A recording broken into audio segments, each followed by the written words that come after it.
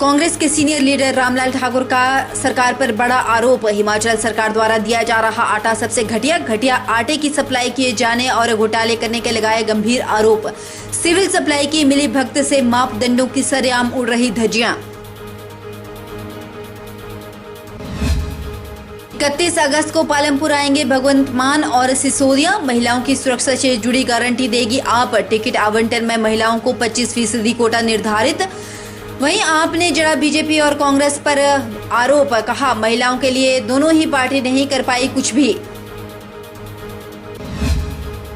आगामी चुनाव में बढ़ सकती है ऊर्जा मंत्री सुखराम चौधरी की मुश्किलें। पहले अपनों ने छोड़ा साथ, अब सामने आए टिकट के दावेदार। भाजपा नेता मदन शर्मा ने टिकट को लेकर जताई दावेदारी। बीजेपी अध्यक्ष जेपी नड्डा के खास माने जाते हैं मदन मोहन।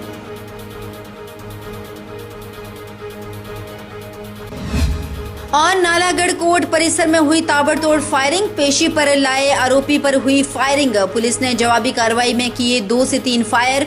बदमाश मौके से हुए फरार। पुलिस की गिरफ्त से अभी भी बाहर।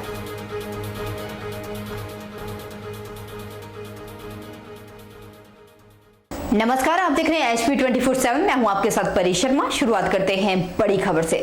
हिमाचल प्रदेश के पुलिस जिला BBN के नालागढ़ कोर्ट परिसर में उस वक्त अफरा तफरी का माहौल हो गया जब 2 युवकों ने 302 के मामले में कोर्ट में पेशी पर आए आरोपियों पर फायरिंग कर दी।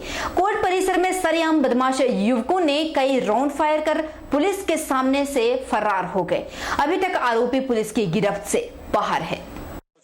सोमवार को नाहन जेल में हत्या के मामले में सजा काट रहे आरोपी अजय उर्फ सन्नी को नालागढ़ कोर्ट में पेशी के लिए लाया गया, लेकिन उस वक्त अफरा तफरी का माहौल हो गया जब 2 युवकों ने हत्या आरोपित कैदी पर गोलीबारी शुरू कर दी। पुलिस ने बीच बचाव करते हुए कैदी को गोली लगने से बचा लिया। दोनों युवक हमला करने के बाद मौके से फरार हो गए। बताया जा रहा है कि युवकों ने एक के बाद एक कई राउंड फायर किए। इस घटना में किसी को भी चोट नहीं लगी। उधर DSP नालागढ़ अमित यादव ने बताया कि पुलिस ने इस मामले में काफी चौकसी के साथ काम किया। पुलिस ने पूरे क्षेत्र को सील कर दिया है और दोनों आरोपित युवकों को पकड़ने का प्रयास किया जा रहा है।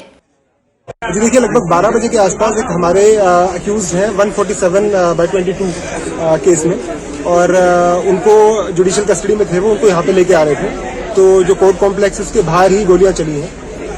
जो अक्यूज्ड हैं इस केस में वो आई थिंक अभी वो यहाँ मिले नहीं है अभी हमें, और हमने अपनी टीम्स लगा दी हैं। वो उनको ढूंढने की पूरी कोशिश कर रही हैं। हमें उनकी एक बाइक बरामद हुई है। होपफुली उनको जल्दी पकड़ लें। नहीं, किसी को चोट नहीं पहुंची है, और जो अक्यूज्ड है वो हमारी कस्टडी में है अभी, और अभी सेफ है, तो उसकी सुरक्षा हमारी जिम्मेवारी है। आप निश्चिंत रहिए। देखिए, जो गोलीकांड हुआ था, पॉसिबल है कि जो दूसरा गैंग है उनका हाथ हो इसमें, लेकिन क्लियरली मैं आपको तभी बोल पाऊंगा जब हम उनको गिरफ्तार कर लेंगे।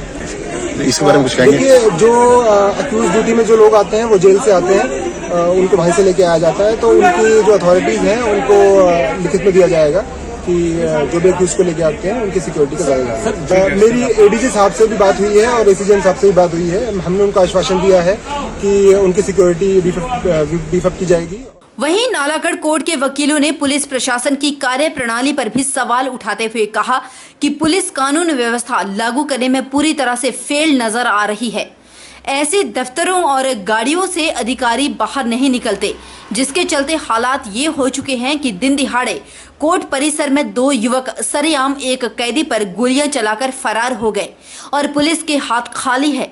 सभी वकीलों ने प्रदेश सरकार से अपील की है कि चुनावों का समय है और अधिकारी सिर्फ मूक दर्शक बनकर बैठे हैं। ऐसा ना हो कि आने वाले समय में कोई बड़ी वारदात भी हो सकती है क्षेत्र में, और सिर्फ पुलिस हाथ मलते ही रह जाए।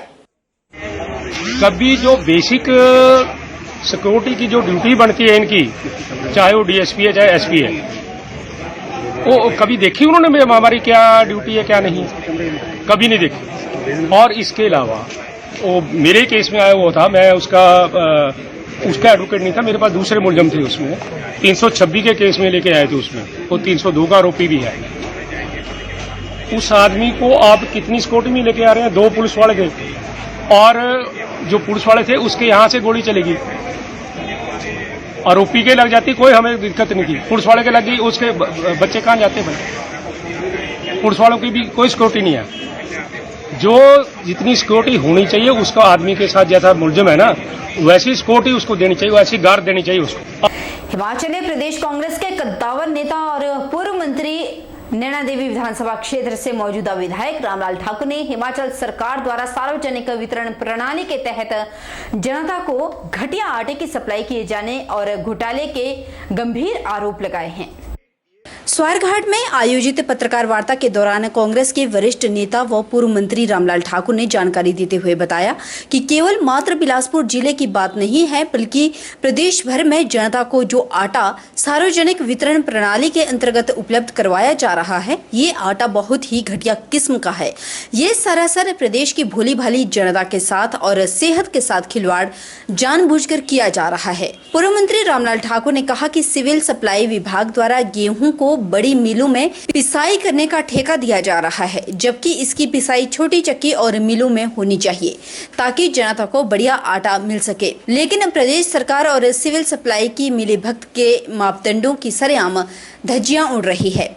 उन्होंने कहा कि बड़ी आटा चक्की मिलों में गेहूं की पिसाई के बाद बची हुई सूजी और मैदे के बचे हुए आटे को जनता को उपलब्ध करवाया जा रहा है, जिसकी वजह से जनता का सार्वजनिक वितरण प्रणाली से मोहभंग होता जा रहा है। सरकार ने इसलिए तय किया था कि आपको ये जो आपका जो फ्लोर मिल है, छोटी फ्लोर मिल से आपने गेहूं को पिसवाना है ताकि सही आटा लोगों को जो है वो सोसाइटियों के माध्यम से जाए।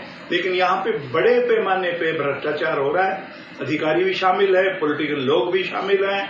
और ये मैं कहूँगा उदाहरण जो मैंने आपको दिया है वो ये है कि जहाँ पे बिलासपुर में जो है वो 14,400 क्विंटल जो है वो आटा प्रति माह जो है वो वितरित हो रहा है, लेकिन उसमें से ये जो आटा है उसमें से 10,000 क्विंटल आटा जो है वो बड़ी फ्लोर मिलों से लिया जा रहा है।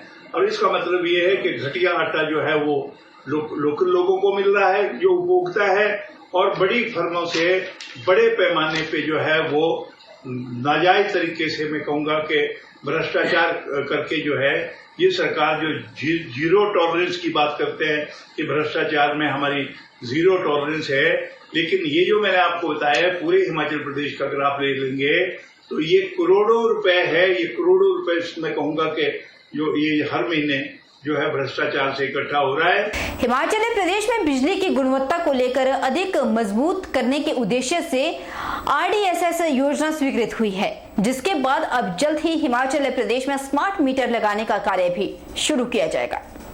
प्रदेश सरकार में ऊर्जा मंत्री सुखराम चौधरी सोमवार को नाहन में मीडिया से रूबरू हुए। उन्होंने केंद्र सरकार का आभार व्यक्त करते हुए कहा कि हिमाचल प्रदेश में स्मार्ट मीटर लगाने और बिजली गुणवत्ता को और अधिक सुदृढ़ करने के मकसद से RDSS योजना को स्वीकृति हुई है। योजना के तहत 3,705 करोड़ रुपए खर्च कर पूरे प्रदेश भर में स्मार्ट मीटर लगाए जाएंगे। सिस्टम को इम्प्रूव करने के लिए कार्य किया जाएगा।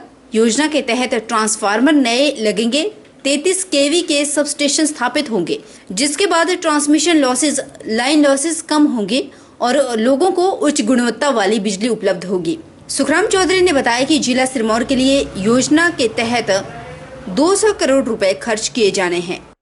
सर्वप्रथम मैं केंद्र सरकार को धन्यवाद करना चाहता हूँ। हिमाचल प्रदेश की RDSS की 3,705 करोड़ की स्कीम उसके हमने टेंडर फ्लोट कर दी थी। उसमें पूरे हिमाचल प्रदेश में स्मार्ट मीटर लगाए जाएंगे और सिस्टम को इम्प्रूव करने के लिए ट्रांसमिशन लॉसेज कम हो, लाइन लॉसेज कम हो, लोगों को गुणवत्ता वाली बिजली मिले, उसमें सारा प्रोविजन रखा है। ट्रांसफार्मर ने 33 kV के सबस्टेशन ने, ये बहुत बड़ी महत्वाकांक्षी योजना है। 3,705 करोड़ पूरे हिमाचल प्रदेश में इसके हमने टेंडर फ्लोट कर दिए। बहुत जल्दी वो टेंडर खुलने वाले हैं और जो भी जहाँ भी कमी है उस कमी को हम पूरा करेंगे और उसमें जो है बहुत बड़ा अमाउंट हिमाचल प्रदेश का सिरमौर के लिए उसमें लगभग 200 करोड़ रुपए। अखिल भारतीय कांग्रेस कमेटी के आह्वान पर देश में बढ़ती महंगाई और बढ़ती बेरोजगारी के खिलाफ 4 सितंबर को दिल्ली में एक महारैली आयोजित होने वाली है। इसमें प्रदेश भर के पदाधिकारी और कांग्रेस कार्यकर्ता हिस्सा लेने वाले हैं। सोलन जिला से भी इस महारैली में करीब 150 कार्यकर्ता 5 विधानसभा क्षेत्र से जाएंगे। 4 सितंबर को दिल्ली में होने वाली रैली को लेकर सोमवार को पीडब्ल्यूडी रेस्ट हाउस सोलन में एक बैठक आयोजित की गई, जिसकी अध्यक्षता जिला कांग्रेस अध्यक्ष शिव कुमार ने की। बैठक में जिला के सभी पदाधिकारी, सभी ब्लॉक कांग्रेस कमेटी के अध्यक्ष और कार्यकर्ता मौजूद रहे। बैठक में बढ़ती महंगाई और बेरोजगारी को लेकर विशेष रूप से चर्चा की गई। वहीं 4 सितंबर को होने वाली रैली में भाग लेने के लिए ज्यादा से ज्यादा लोगों को लाने का आग्रह कार्यकर्ताओं द्वारा किया गया। कांग्रेस जिला अध्यक्ष शिव कुमार ने कहा कि 4 सितंबर को होने वाली रैली में जिला सोलन से 150 कांग्रेस कार्यकर्ता भाग लेंगे। इसको लेकर आज बैठक की गई। उन्होंने कहा कि देश में आज भाजपा के राज में महंगाई और बेरोजगारी चरम सीमा पर है। इसकी ओर कोई भी ध्यान नहीं दे रहा। इसी को मद्देनजर रखते हुए अखिल भारतीय राष्ट्रीय कांग्रेस के आह्वान पर 4 सितंबर को दिल्ली में महारैली होने वाली है। तो ये जो 2 ज्वलंत मुद्दे हैं, इनको लेकर जो है अखिल भारतीय कांग्रेस कमेटी की हमारी जो सामान्य अध्यक्षा हैं श्रीमती सोनिया गांधी जी, इन मुद्दों को लेकर जो है वो 4 तारीख को 4 सितंबर 2022 को दिल्ली में एक बहुत बड़ी महारैली कांग्रेस की आयोजित हो रही है। प्रदेश कांग्रेस कमेटी की अध्यक्षा माननीय प्रतिभा सिंह जी ने भी इस बारे में निर्देश किए हैं कि हर कंस्टिट्यूंसी से 50 के करीब लोग जो है वो हर कंस्टिट्यूंसी से पहुंचने चाहिए और सुबह 9 बजे हिमाचल भवन में सारे असेंबल होंगे और वहां से उस रैली में, उनके नेतृत्व में उस रैली में हम लोग शामिल होंगे। और मैं समझता हूं एक महत्वपूर्ण रैली है और हम सब कांग्रेस के लोगों का, पदाधिकारियों का, विधायकों का और अन्य सभी सदस्यों का ये कर्तव्य बनता है कि ये एक ज्वलंत मुद्दा है जिसमें देश का हित है। महंगाई जो इतनी बढ़ रही है कि आम आदमी का जीना दुर्लभ हो रहा है। इसमें हमारे लोग तो होंगे ही होंगे, हम और लोगों से भी ये आह्वान करना चाहेंगे और लोगों से भी हम ये रिक्वेस्ट करना चाहेंगे कि सब अधिक से अधिक इसमें प्रदाने। और ये जो केंद्र सरकार है ये हर मुद्दे पे नाकामयाब हुई है। हर स्टेप पे इनका जो है वो एकदम से इनके फैसले जो है सरकार के फैसले जो है प्रदेश के और देश के लोगों के खिलाफ रहे हैं। वहीं ओल्ड पेंशन बहाली के लिए प्रदेश के चारों लोकसभा क्षेत्रों में कर्मचारी 1 सितंबर से क्रमिक अनशन शुरू करने जा रहे हैं। शिमला में हालांकि 13 अगस्त न्यू पेंशन स्कीम कर्मचारी महासंघ क्रमिक अनशन पर बैठे हैं। वहीं अब कांगड़ा, मंडी, हमीरपुर में भी कर्मचारी क्रमिक अनशन शुरू करने जा रहे हैं। इसके अलावा कर्मचारियों ने 15 सितंबर से वोट फॉर ओपीएस अभियान शुरू करने का ऐलान भी किया। न्यू पेंशन स्कीम कर्मचारी महासंघ के अध्यक्ष प्रदीप ठाकुर ने कहा कि ओल्ड पेंशन की बहाली के लिए काफी लंबे समय से संघर्ष कर रहे हैं और शिमला में क्रमिक अनशन भी शुरू किया। चारों लोकसभा क्षेत्रों में 1 सितंबर से क्रमिक अनशन शुरू किया जा रहा है और साथ ही सभी कार्यालयों में गेट मीटिंग का आयोजन किया जाएगा। इसके अलावा 15 सितंबर को वोट फॉर ओपीएस अभियान शुरू किया जाएगा। उन्होंने कहा कि ओल्ड पेंशन बहाल करने के लिए सरकार के साथ कई बार वार्ता की गई और विधानसभा का घेराव भी किया गया, लेकिन सरकार इसके खिलाफ गंभीर नजर नहीं आ रही। प्रदेश में विधायकों को पेंशन दी जा रही है, लेकिन कर्मचारियों की पेंशन बंद कर दी गई, जिसे बहाल करवाने के लिए अब कर्मचारी घर घर जाएगा। ये क्रमिक अनशन 1 सितंबर से हम जो है 4 जगह सभी लोकसभा क्षेत्र में शुरू करने वाले हैं। ये यहाँ एक हमारा यहीं जारी रहेगा, दूसरा हमीरपुर में, तीसरा कांगड़ा और चौथा मंडी में शुरू होगा। इसके साथ साथ जरूरत पड़ी तो जिला स्तर पर और ब्लॉक स्तर पर भी हम इसको करेंगे, लेकिन फिलहाल हम ये 4 जगह जो है शुरू कर रहे हैं।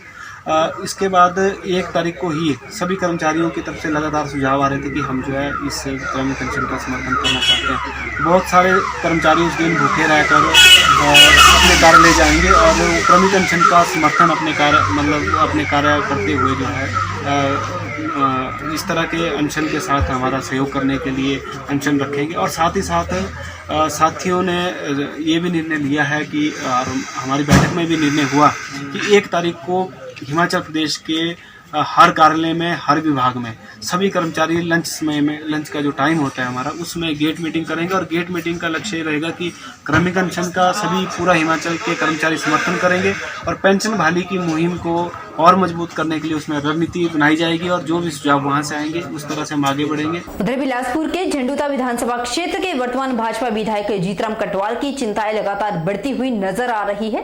पहले जहां झंडूता के पूर्व विधायक स्वर्गीय रिखे राम कौंडल के पुत्र राजकुमार कौंडल काफी समय से फील्ड में लोगों के बीच में जा रहे हैं, आने वाले विधानसभा चुनाव लड़ने की तैयारी में जुटे हुए हैं, वहीं अब बजरंग दल के पूर्व जिला संयोजक मनोज धीमान ने भी झंडूता से भाजपा के प्रत्याशी के रूप में अपनी दावेदारी जताई है। मनोज धीमान ने झंडूता के वर्तमान विधायक जीतराम कटवाल के पिछले 5 साल के कार्यकाल में किए कार्यों पर भी सवाल उठाए और विकास कार्यों में भ्रष्टाचार के आरोप भी जड़े हैं। सोमवार को बिलासपुर में आयोजित पत्रकार वार्ता के दौरान मनोज ने कहा कि वर्तमान विधायक के कार्यकाल में भाजपा के वरिष्ठ कार्यकर्ताओं की अनदेखी हुई है और विकास कार्यों में भ्रष्टाचार हुआ, जिसका प्रमाण जल्द ही जनता के समक्ष रखे जाएंगे। ऐसा है कि मैंने पहले कहा कि जो रिटायर्ड और टायर्ड लोग हैं जिनका राजनीति से कोई वास्ता नहीं रहा, अपने पूरे जीवन में जिन्हें कार्यकर्ता की जानकारी नहीं है, ज्ञान ही नहीं है, जो उनको कार्यकर्ता की पीड़ा वो क्या जाने पीर पराई जाके पैर न फटी भी भाई, वो क्या जाने पीर पराई। तो कार्यकर्ताओं की तो इतनी गौर, मैंने कहा कि 18 कार्यकर्ता भट्टी में 3 और वरिष्ठ कार्यकर्ता जिनके ऊपर पुलिस के द्वारा उनको प्रताड़ित किया गया, उनको तंग किया गया, ये इसका जो है जीवंत एक जो है प्रमाण है। और भ्रष्टाचार भी हुआ है क्योंकि जो कार्य हो रहे हैं उनकी किसी भी की कोई गुणवत्ता नहीं है और आने वाले समय में प्रमाण सही था आपको भ्रष्टाचार के सबूतों का। क्या वर्तमान विधायक ने इतने सालों में कोई काम वहाँ पर नहीं किया सर? ये काम किए, काम तो जो एक रूटीन के काम है वो होते हैं, लेकिन जो उपलब्धि के नाम पर कोई विधायक प्राथमिकता में कि इस कार्य की हमने आधारशिला रखी और इसका हम शिलान्यास उद्घाटन कर रहे हैं 5 वर्ष के समय में, ऐसा कोई कार्य नहीं। हिमाचल आम आदमी पार्टी में महिला विंग की अध्यक्ष निर्मल शर्मा ने शिमला में पत्रकार वार्ता के दौरान कहा कि दिल्ली के उप मुख्यमंत्री मनीष सिसोदिया और पंजाब के मुख्यमंत्री भगवत मान 31 अगस्त को पालमपुर आएंगे। पालमपुर में हिमाचल प्रदेश की महिलाओं की गारंटी दी जाएगी। यह गारंटी देश की महिलाओं की सुरक्षा से जुड़ी होगी। हिमाचल आम आदमी पार्टी महिला विंग के अध्यक्ष निर्मल शर्मा ने कहा कि अब तीसरी गारंटी महिलाओं की सुरक्षा से जुड़ी होगी। उन्होंने कहा कि बीजेपी और कांग्रेस ने महिलाओं के लिए कुछ भी नहीं किया, अब आम आदमी पार्टी सत्ता में आकर महिला सशक्तिकरण के लिए काम करेगी। साथ ही उन्होंने यह भी दावा किया कि आम आदमी पार्टी टिकट आवंटन में महिलाओं को 35% कोटा निर्धारित करने की कोशिश करेगी। वो सर आप 24 घंटे का टाइम है हमारे पास, तो आप लोग सादर आमंत्रित हैं और उसकी गारंटी की बात वहीं पे ही पता चलेगी। सर जैसे शिक्षा, स्वास्थ्य और फ्री यात्रा बसेस में, और बुजुर्गों के लिए जैसा दिल्ली में केजरीवाल जी ने किया है कि फ्री उनके लिए यात्रा करेंगे, तो तीर्थ यात्रा करेंगे, तो उस को ही लेकर हम लोग हिमाचल में % उम्मीद करते हैं कि महिलाओं के लिए टिकट। रुकेंगे छोटे से ब्रेक के लिए, ब्रेक के उस पार जल्द लौटेंगे।